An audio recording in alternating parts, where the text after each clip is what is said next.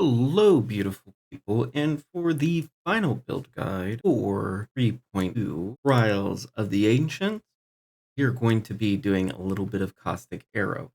Now, this build did fairly well last link. Basically, the paste spin that I used ended up getting around 400 mil DPS. It's viable without Sadism. And with Sadism, this build is infinitely better because there is no waiting. And so most of the time, we're not going to even need to trigger Death's Oath. Things will just naturally die. But as you can see, Death's Oath also does a fair amount of damage itself. And this is not a 6-linked one. This is just independently linked socket. So not everything 100% triggering the way it would want it to be, and it's not on Empower. So this is actually kind of like the more beginner-ish version of Death's Oath, which is, it's just a 6-socket, it's not a 6-link. And that is the only reason that you 6-link Death's Oath is if you have a level 4 Empower or level 3 Empower to socket into it. It's really not worth it before then. We are capped Chaos Res and All Res. We don't have Zabakwa in, and we don't have the Incursion Jewel in either, as well as this is no clusters. So I wanted to give you kind of a more accurate representation of what you would find in mapping. Now this is a little bit higher level character. This is a level 95 character, so I have a couple of extra nodes to make up for not rolling gear specifically for this character and basically like hodgepodging gear. This is also on a 4-link Caustic Arrow as well, so it's not that I'm like trying to like superimpose or push the damage. So as you can tell, just with Swift Affliction and Unbound Ailments, the dot's pretty fast. Now, when we add Sadism into that mix, because Sadism is a new gem that supports attack skills. When we add Sadism into the mix, it radically changes everything, and it makes it significantly easier to go ahead and push forward and make it where it is more of a raw stock, high-end damage all up front that Caustic Arrow really has never had before. Caustic Arrow has always been one of those things that you hope your dot is high enough that the damage just naturally outscales the life of the mobs, and then that makes it where you do enough damage to just kill everything. Caustic Arrow's never had it where it's you shoot and it's just instantly dead. And with combining Sadism and Swift Affliction, we should be able to essentially hit that threshold. Now, this build does scale wonderfully with gem levels. The downside to that is that means that things that give an extra chaos gem level, like getting level 5 awakened gems, will be a little bit more expensive. So those aren't going to be things that are going to be very realistic early on in the league. However, that also does mean if you're one of those people that likes to play one build and one build only, just like with RF, this is going to scale very, very well, and you can stack a lot of currency into it if you would like to. The other thing is you don't have to use the exact Zabakwa jewel or the Glorious Vanity jewel with Altar of the Zabakwa or Pray to the Zabakwa, whatever it is. You don't have to use the exact roll that is on this particular build. Any roll of Zabakwa does fine. There is a brief note in the note section of the Path of Building that we'll go over in a minute, and I would highly recommend that before you purchase Zabakwa, because there's a couple of criteria to do a couple of things in this build. So you don't want a Death's Oath right off the bat because you'll kill yourself. And you don't want to kill yourself when you're playing the build. There's already enough stuff that tries to kill you in this game anyway. What you do want to do is go ahead and get all your reses capped, including Chaos. Once that's done, without your chest piece, then it's time to look at going into Death's Oath. Death's Oath is very, very cheap because it is kind of a pain to build around. The cluster jewels are not bad to roll yourself I kind of gave a brief description of the mods that you're looking for. Now, to get 3 socket cluster jewels can be a pain. And I just want to be clear about that. But if you're just trying to get like +2 um, cluster jewels, it's not that bad. You kind of just keep that in mind that it you get into cluster jewels what you put into cluster jewels. And so if you want to craft them yourself and you understand how to craft them, go for it. If you don't know how to craft them, there's lovely guides. And if that's something y'all are interested in me doing, I can do like a couple of tutorials on like how to craft cluster jewels for just random rolls and kind of explain how to get what you're looking. There's basically the 2 main methods are chaos spamming or harvest spamming, depending on if you need a specific role that has a specific tag.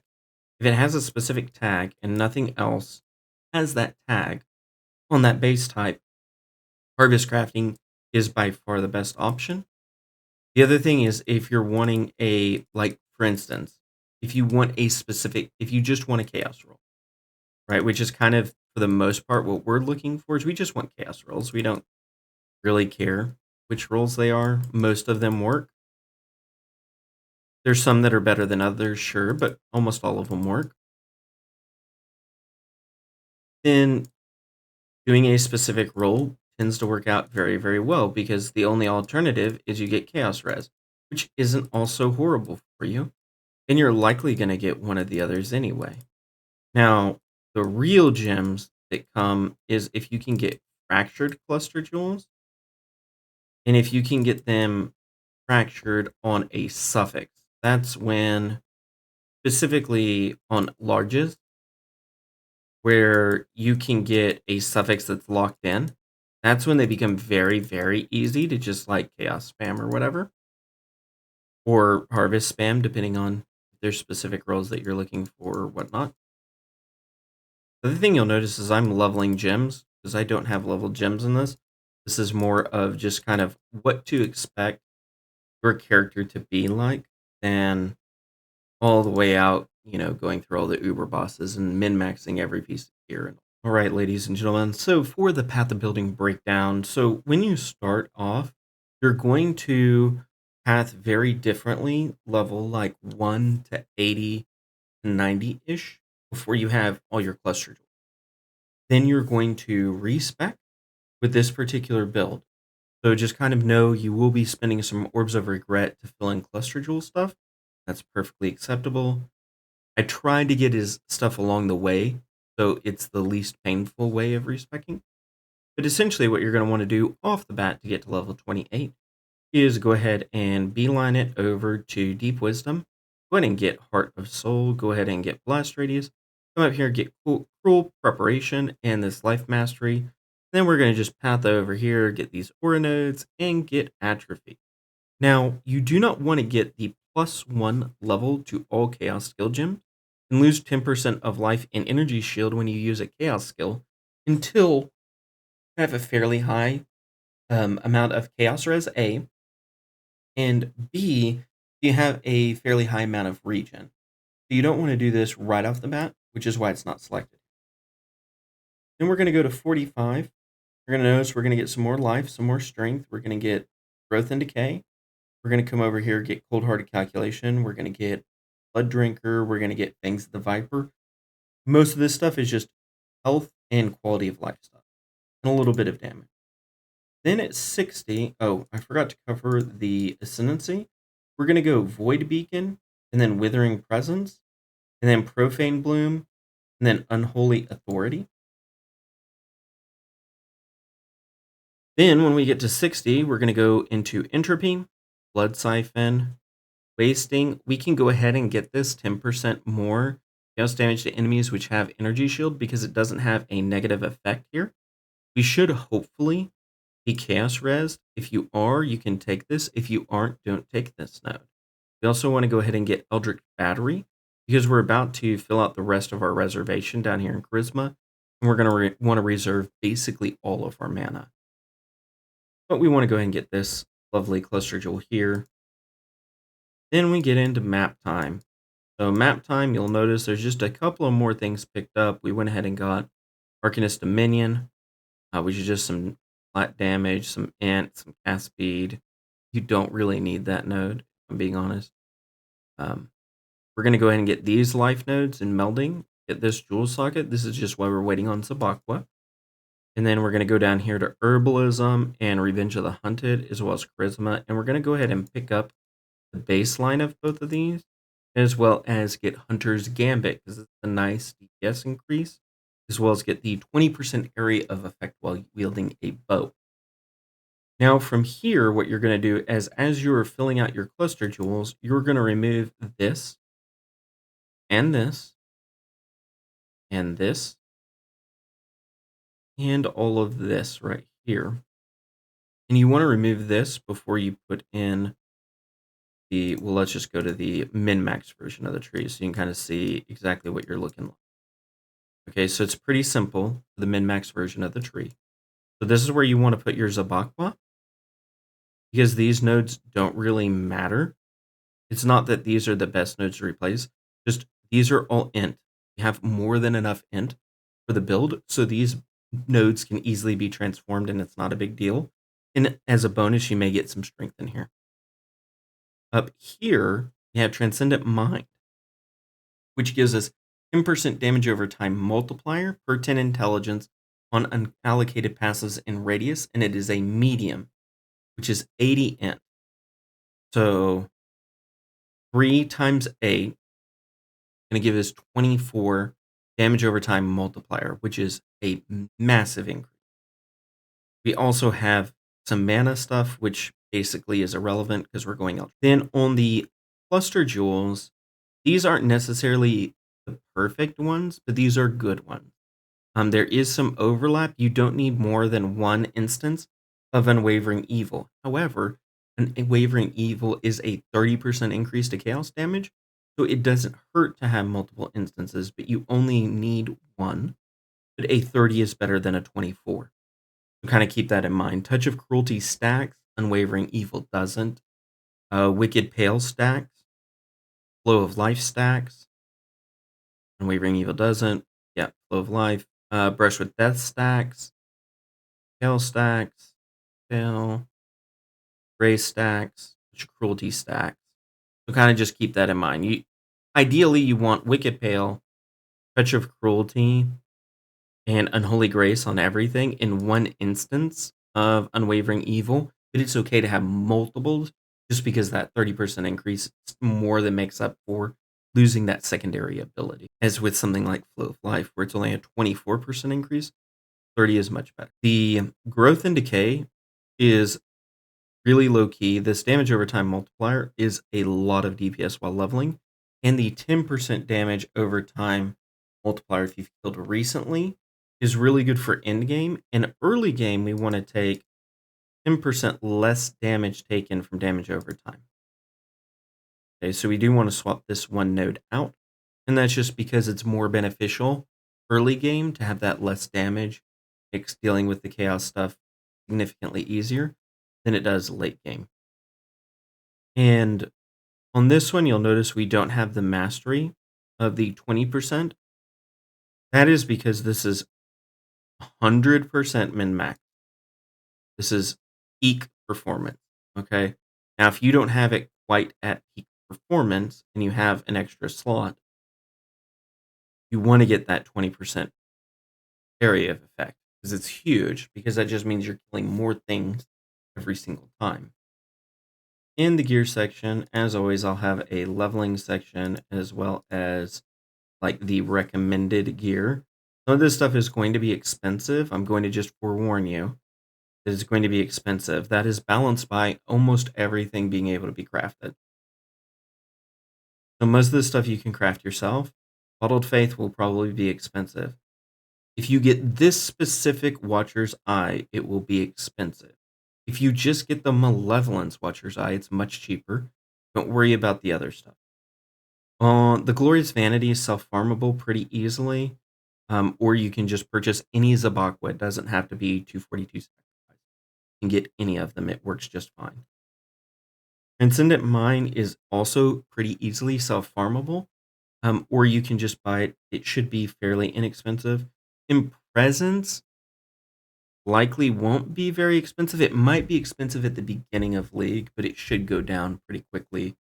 I've normally been able to pick these up for a divine or less in modern currency. The bow, you don't have to use a highborn bow. You can use any base bow, any 6-link bow. So you could use the porcupine on this. The difference is you would prefer to have a higher item level when doing this compared to when you're doing EA, just because you want the higher damage over time multiplier rolls. You would prefer to get T1. If you can, try to get a fractured either damage over time multiplier, +1 level to socketed gems, or +20 to chaos damage over time multiplier. If you can get a fracture of one of those three, basically when you hit it with a freaking Essence of Dread, which is going to automatically make it a +2 and re-roll it. At that point in time, if you hit either of the other two, or one of the other two, you're golden. You only had to hit one roll, basically, besides the +2. Then you just craft the other one on and you're done. If you hit both, jackpot. But if you don't, it's no big deal. For the quiver, you can use a penetrating arrow quiver. You don't have to use a penetrating arrow quiver. You really want to get the damage over time multiplier with attack skills and the chaos damage over time multiplier with attack skills with some life and maybe some dex or some strength. Any of those are very, very good. For your helmet, you can roll both of those top rolls with the Searing Exarch and Eater of Worlds. Max Life, Fire, Cold Res, Death Oath, Free Plain Jane. Havoc Knuckle, you're looking for the damage over time multiplier and increased damage over time on your gloves. Just gives you 3 levels. You don't have to have apothecary gloves. You really just want to try to get one of those 2 rolls or both of those 2 rolls if you can luck into. The Ancient Greaves, these are just res boots basically with chaos res. In Presence is in Presence. It does have chaos res on it and max life and increased damage over time, and it makes Despair free. So equip Bear to Blasphemy, it's free, and use away. On these rings, how you get the increased chaos damage roll is with an Essence of Envy. The higher the essence tier, the higher the increased chaos damage roll will be. You're really trying to hit either strength, life, or reses. You don't really care about anything else. So if you can get 2 to 3 of those, you're in pretty good shape. Same thing on this ring. Also, regen's pretty good. On the Stygian Vice, you're just looking for life and reses, and then if you have strength on it, it's a bonus. If you have increased chaos damage, it's a bonus. Again, that's Essence of Envy if you want to force it that way. Just hope for the best. The two-handed weapon, the damage over time, is the roll that we care about, as well as the resistance roll. On these clusters, you'll notice there's going to be elemental resistances on these. That's just to help manage so you don't have to have so much on the tree or on gear. And then you're really looking for damage over time multiplier, damage over time, max life, reses on jewels, ideally. Watcher's Eye, the only roll that matters in Malevolence. I'm trying to see. Chaos res helps on these as well. Just makes it a little bit easier. Attack speed is also pretty good, but it's attack speed daggers. Not applicable. But it's hard to get 4 prop jewel. You're normally going to get 2 to 3 props fairly easily. This is actually a 4 prop that works for us. And if you can get a fractured jewel that has one of the 2 big ones, which is damage over time multiplier or chaos damage over time multiplier, those are the golden ticket. Basically, you can just chaos spam those, and you're going to get a pretty good jewel fairly quickly, because you're only looking for like 1 to 2 rolls. Same thing here. And you'll notice almost all of these have attributes and reses on them. Those are great extra stats. The notes section, it goes going to go over chaos res, how to craft the bow, when to put in the transcendent mind, Glorious Vanity, what to look for in cluster jewels, how to get chaos damage explicit rolls, Death's Oath, and then the Sadism gem. So in the skill tree, Sadism is not an option. Swift Affliction is. And at high end, you want your Awakens, okay? Because these are going to give you +1s. So Void Manipulation gives you a +1. These are just hugely beneficial. So instead of Conk Effect, you're probably going to run Sadism. So you only need one off color, which is Empower. Sadism is likely better than Conk Effect. It's just going to give you instant kills, which is ideally what you're looking for.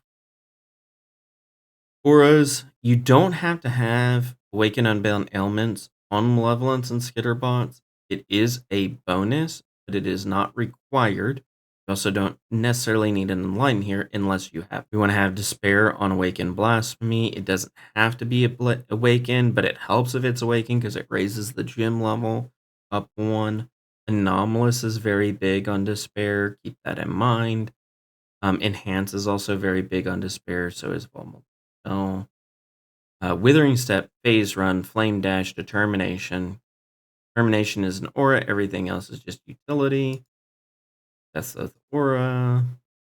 Gloves. Aspect of the Spider. You do want to try to get Spider. Spider does help your overall survivability.